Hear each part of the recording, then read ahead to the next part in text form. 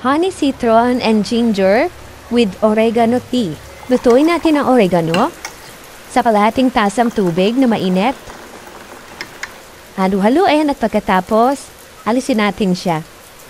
And ilagay na po natin yung ating honey citron and ginger.